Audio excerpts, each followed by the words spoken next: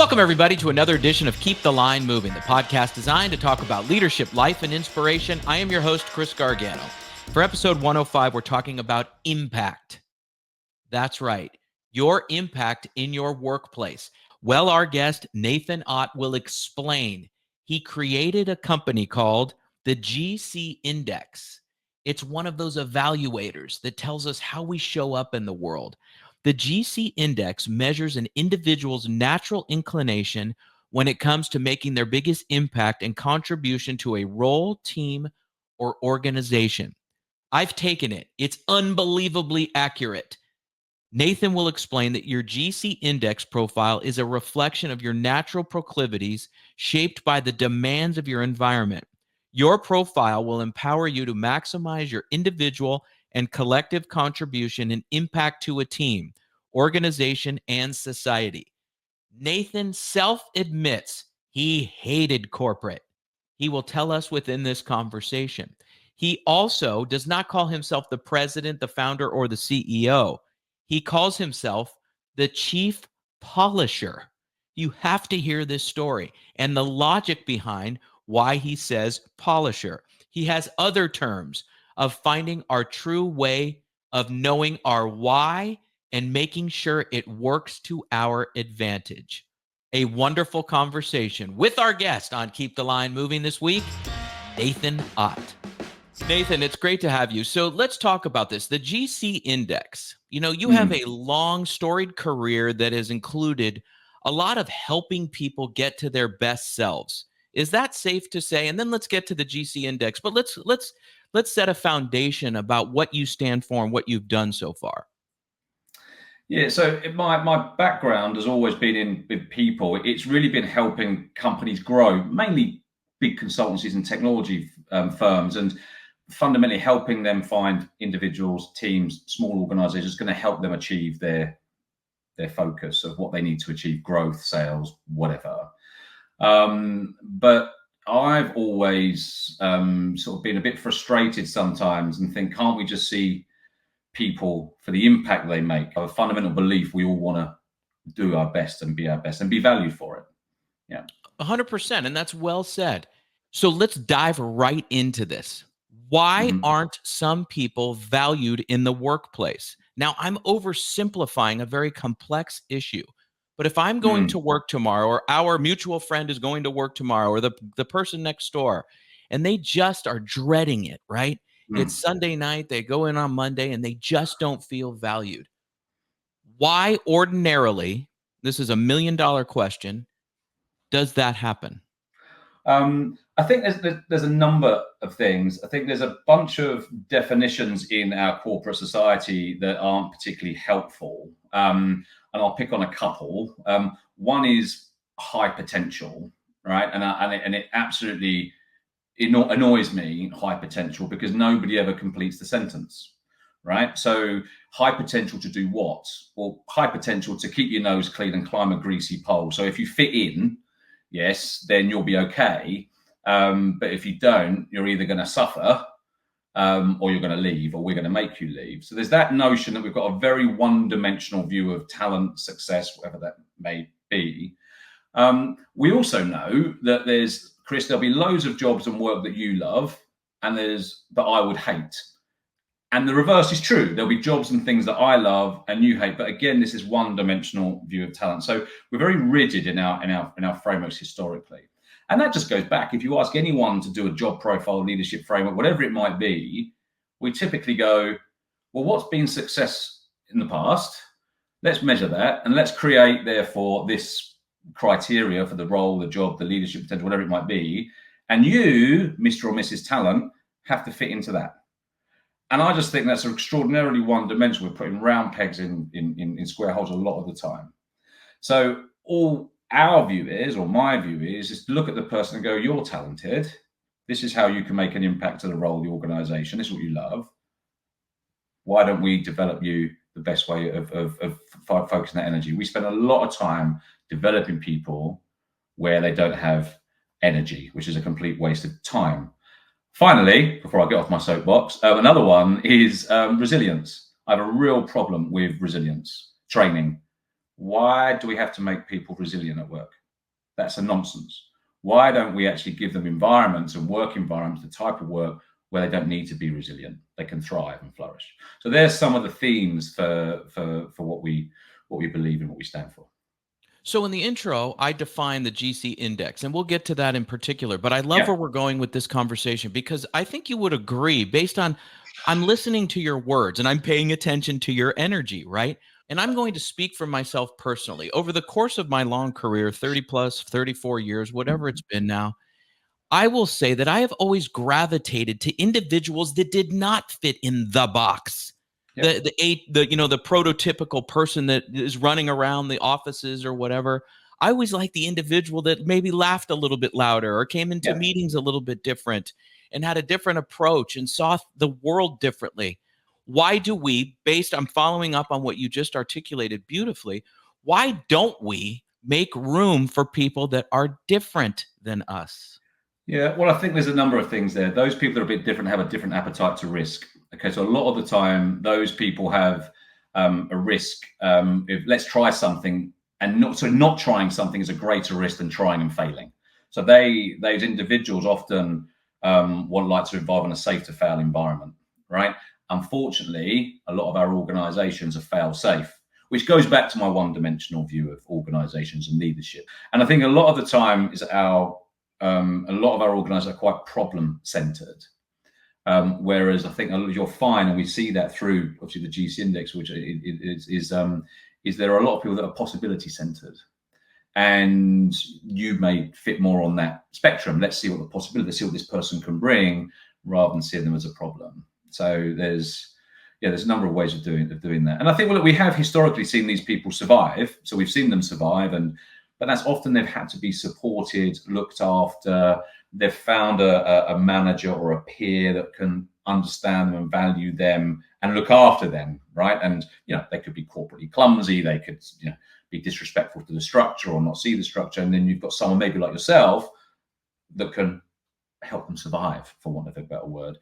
All the GC index actually shows how they fit in, and everyone else fits into that world. So we feel safe in that difference, okay, and we can see that we can value that difference and we know what it brings, rather than it taking people like yourself that goes, actually, we can spot that and support that, because organizations don't value that. Very rigid when it, and particularly the bigger the organization as well. Yeah. So much to unpack here. Okay, so as I said, I defined the GC index in the intro. Now I'm going to have you put it even in simpler terms. When you go into a company and work with a series of individuals, groups, departments, what have you, you present the GC index. How is it then distilled? And then how do you implement what you are about with the company to get them to where they want to go and perhaps may not even know where they want to go? Well, ultimately, the GC index is you answer a set of 59 questions, right? Basically, so each individual will take this, but it provides a data and language that we've never had before. So the first challenge we have is to try and explain to people that this is different to personality and behaviours and such. Like, it's actually complementary, and a lot of our partners will use the GC index with their favoured personality behaviours. And 1 and 1 is 3. Why is it different? There are two components to the GC index. It has a language and then it has the data. The language is built on a high-level business cycle or a high-level organizational team cycle, in the sense that all organizations, teams, doesn't matter, households, the way we have to look at original creative ideas, right? Okay, that's what we then have to make sense of them, because original creative ideas, without anyone making sense of them, no one's going to take them seriously and then wither on the vine. And it's all very well making sense and having plans, but if we don't get on and do something with it, it just remains a plan. So we need, you need to get some stuff done, results. And then you need to make stuff better, improve upon it, build upon it. And then you need to make sure that everyone's doing their best, involve people, stakeholders managed. So that's the cycle. If you've got creative ideas, make sense of them, get them done, delivered, make them better, and make sure everyone's working together. And that language we can apply to any process. Anything, whether that's a project, a process. I know you've got a big sports background. It could be the way we approach a game, way we approach training, it could be anything. And then with the GC index, it provides data to help us make decisions about how we are best going to achieve what the business, the organization, the team needs to achieve. So everyone will take it. And in our world, the creative original ideas, we've called that game changer. Making sense of the ideas is strategist. Getting things done, implementer. Getting things done well, we call that polisher. And then where the people, it's a playmaker. But this isn't people in the sense of being socially skilled, politically correct, emotionally intelligent, a nice person. That's not what it is. It's a fundamental drive, energy to make an impact in one or all of those areas. And then it rolls up, that data then rolls up to teams. So we now get a team analysis. How is this team going to achieve this task? And you can map it. And then the whole organization, and then your project and processes. So to answer your question, it typically starts at a leadership team and then just cascades down through an organization, how it tends to work. You use two terms there that I want to take out and uncover even more. One, you use the term polisher. Instead of being the CEO of your company, you call yourself the polisher. Yeah. I want to uncover that word. Yeah. And then repeatedly in videos that I've seen you in and what you stand for, your website, that is this unbelievably underutilized word, term, and action, in my opinion, in leadership and understanding companies and individuals, is the term of energy. How valuable energy is. But first, let's go with polisher, and then we'll hit energy. Why do you call yourself the polisher? I love that. Yeah, so I've explained the model, and if anyone's got a chance to see the model, so a traditional CEO, typical traditional CEO would be, not all CEOs, because we've seen further, but a traditional CEO would typically fit on that high potential spectrum. So they're very strategic, they set vision, they deliver results, and they're very people focused, and they galvanize teams, they set visions for teams. In the GC index terms, that strategist, implementer, playmaker. In GC index terms, they're my lowest proclivities. They're my lowest energies, right? I'm not particularly good at articulating the vision. People actually really generally frustrate me if they don't do what I've asked them to do the first time. And I'm not particularly pragmatic. So I'll be forced to go in and become this vision of what people are expecting to be a CEO. And that's not me. My world, I'm much more on that polisher game changer. So much more on that obsessive side, if you're an imaginative side. So I have lots and lots of ideas. I'm relentless and super critical, but relentless to trying to get things done. I would be overly demanding often. That's the obsessional bit. And therefore, not the best traditional CEO. And I can't be authentic with it. So wherever I call myself a chief polisher, I can be authentic with it. Okay, I'm still the boss, if you like, if you will, but I have other people to do the other stuff. I've got a great strategist implementer that does all that stuff, a great playmaker, and I can be myself. People know what to expect of me, and I can add value where the company needs me, not pretending to run management meetings and board meetings and come up with a strategy, which drains the life out of me, quite frankly. Yeah, makes me grumpy, not using the best of my energies, and therefore no one wins. So that's why we use the term chief. I use the term chief polisher, but a lot of other leaders will use this vernacular as well, because it just liberates them. It just liberates. This is the energy I've got. This is how I can contribute to the growing this business or leading this company. This is what I'm. These are my gaps, by the way, and I can be very open and very not just open. I can be relieved that I don't have to do that. It just rather than pretend to be something I'm not. And Nathan, I love that. I love the self-awareness. So let's get to energy. All right. So let's continue to talk about this. You're the boss. You said it yourself, right? You're the polisher, the CEO, whatever your title is, you're in charge of these people. So when you are in a meeting that you're not necessarily enjoying the topic, the structure, the strategy, whatever it is, you don't come in with shoulders down and bad energy, right? So, okay. So when you work with companies and CEOs in these positions, and they tell you, listen, I don't enjoy doing this, or you work with somebody who's a vice president, a senior vice president, a COO, someone slightly below the CEO, they say, I don't enjoy this. So how do you tell them, listen, it doesn't matter what you think about it. You're a reflection of the company projecting to these people. You need to have energy. Is that something consistent with the beliefs and execution and help that GC provides? Yeah, I mean, you help them find anchors. It's much easier. So, let's say what tends to happen a lot of the time is, and if you've been doing coaching, this might resonate. In our world, we see a lot of people that get a certain level within an organization through getting things done well. In our world, implementer polisher, right? So and that's how they've risen. And then you'll get a coaching assignment, and someone will go, can you make this person strategic, please? They've got to go for a new role. And you think, I'll try. Do you know what I mean? But there's only so far you can go. Whereas if you go, look, you're an implementer polisher. These are the strategic demands of the role. How are you going to contribute to the process of strategy in this role as an implementer polisher? Much easier conversation. I use I use a lot of sporting analogies, right? And I like soccer. Okay, sorry, football. I don't know. I can't even believe I just called it soccer, right? Football. We use our feet.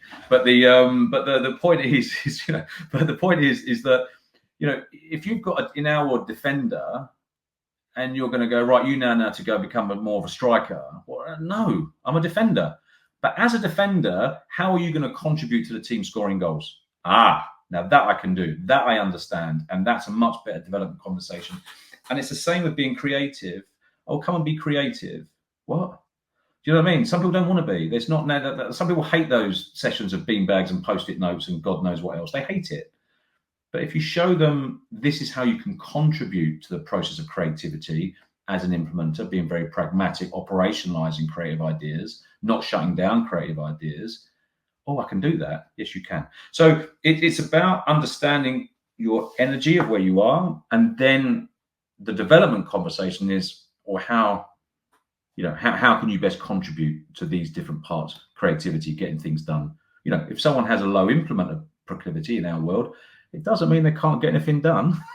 They've still got to do stuff, right? It's not an excuse, but okay, we know that's going to drain you, but how can you, if you're a strategist, break down the task, whatever it might be, but use your most energy to go into the place that you have to serve.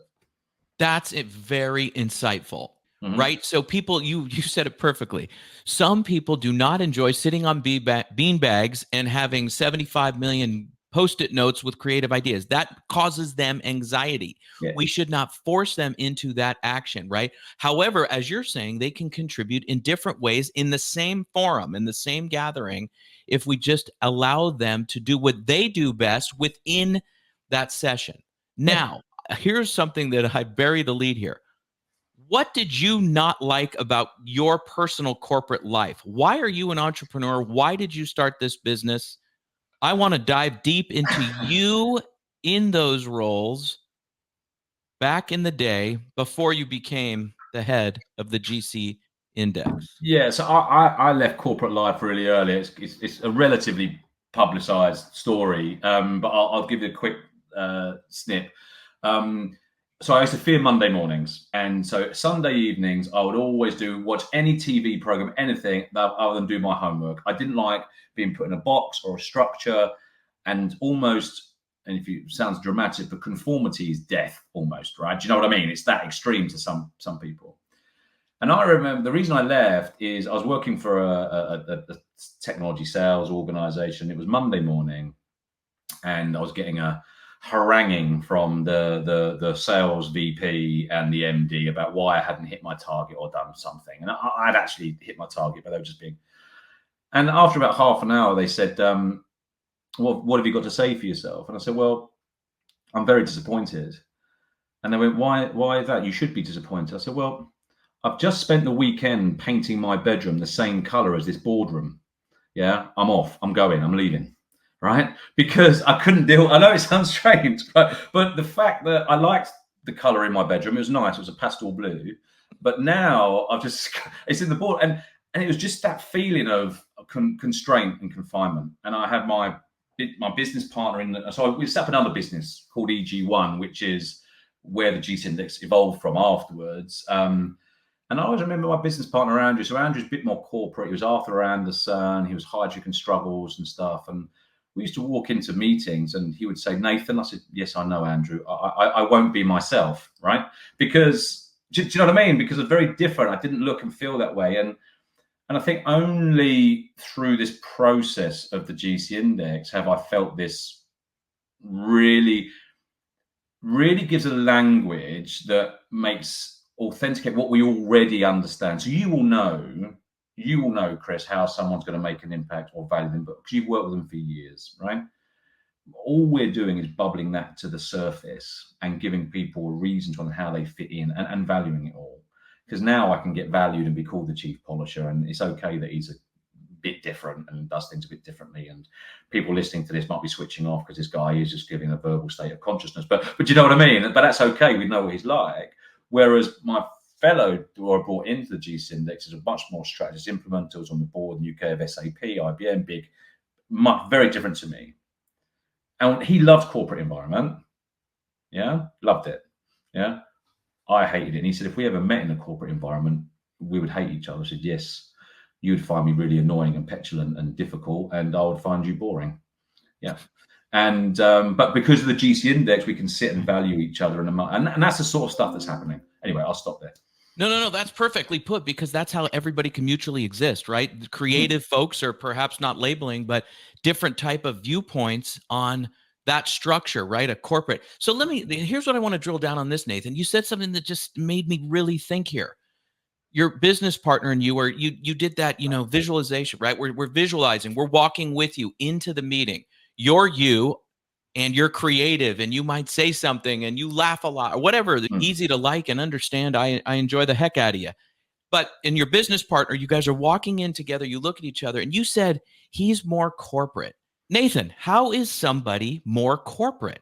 How can that be? In other words, when we're born and we're raised and we're children and we're playing, we participate in sports. Some are artists, some are violinists, right? How does one become corporate? Well, now you've opened up a huge part of our research, so that's good. So whether this is nature or nurture, of course we will see it. But some of it is in. We'll see that is definitely nature, because if you I'm going to go a little bit about the GC index quickly so I can put it into context. So the core constructs of the GC index, the two underlying, are imagination and obsession. So they're the two core constructs. So game changers are highly imaginative, highly obsessive, okay, but original imagination linked to our biological need to express. Some of us, Chris, will express originally. Some of us are derivative. Most of us are derivative. So let's just set that context. We also have a young people index for 13 to 18-year-olds, which is identifying just this thing, okay? So the more on that obsessive imaginative bit the less likely you are to conform. You might have to conform out of necessity, like you need to eat or pay the mortgage, right? Okay, but then there's some of us that are much more, can fit into that one-dimensional hierarchical view of school. So if you look at school, it's the same. Do your homework, get stuff done, do it well. So in our world, implementer polishers, or the insecure overachievers, if you want to get down that road. Yeah. And then you've got implement a strategy, or you're verbally agile, more strategic, think that way. Well, we'll be in top set, or you're going to go an MBA or whatever, right? There's a big group of talent, particularly around that game changer bit, that are marginalized in our world. And the people that are more likely to be derivative are more likely to fit in that corporate world, or they'll wither and die, really. Because it's constraint. It's a constraint that they don't like being put in boxes, some people. Just to challenge a little bit, you sort of said it's because I was affable or whatever. I think it's a bit more than that. Why I might ask, don't respect the structure. Don't value the hierarchy. Don't respect the structure. And you'll see that a lot in schools. A lot of kids just, they why do we go to school Monday to Friday? Why? They're not saying I don't want to go to school Monday to Friday. They want to know why. Yeah. And then some people go, oh, we just go to school Monday to Friday. Other people won't value that. And that's what we can pick out through some of this research as well. Exactly. And it's asking questions. It's being curious, and not to just be defiant. People need to know their why. That's the great Simon Sinek's work, right? You have that book on the shelves behind me. Yeah. Why do we do this? Just provide people the context. Don't expect them just to, and that's the great work you're doing. Don't expect them just to go into this box. Some people aren't wired that way, as we're uncovering throughout this wonderful conversation. Yeah. And we can all see the why through the GCN as well. So in a world of strategists, we want to know why. There's a need for clarity as to why. Yeah. The game changer question of why is very different. It's more of they don't value arbitrary rules. They don't value received wisdom. And they're not, I mean, you call them disruptive. They get called disruptive. A lot of kids, people at work, their intentions aren't to be disruptive. That's not their intention. Now, because we value people or judge people for what they do, not what they intend, right? And that's the GCN brings out some of those intentions. And those game changers aren't intensively to be disruptive. In fact, they find it quite a negative word.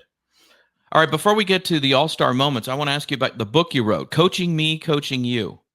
Tell us about that. Yeah. I love that title. That's like the ABBA song, right? Knowing me, Yeah, knowing you. that's exactly what it is. Coaching me, coaching you. Aha. Yeah. You know, so it was, you know, so we had to write a book that our partners could pick up, use, understand, and then give to their clients, because they were, what is this GC Index thing all about?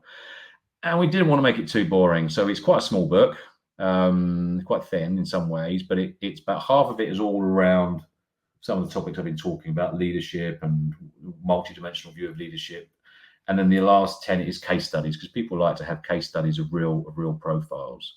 And it goes then, well, we've got another book coming, but we're writing that within our community, and that's all focused. So this is now our partners contributing to that around energy for impact in multiple areas. So whether that's at work, at school, in sport, in projects and processes, home life, relationships, because this energy for impact is I wouldn't like to sound like a fraud or we discovered it, right? But it wasn't something we intentionally set to find. I think that's what makes it really exciting. We found and stumbled across something great in a model that everyone can get involved in, and let's carry on the learnings and the journey. And that's what the next book is about as well.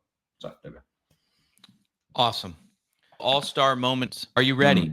It's 7 questions. Just first thought, best thought. Okay. Okay, got him. Here we go, Nathan. Okay. What advice would you give somebody who's just getting into leadership? I would say just give it a go and see what happens. That's me. Sorry. Yeah. No, that's good.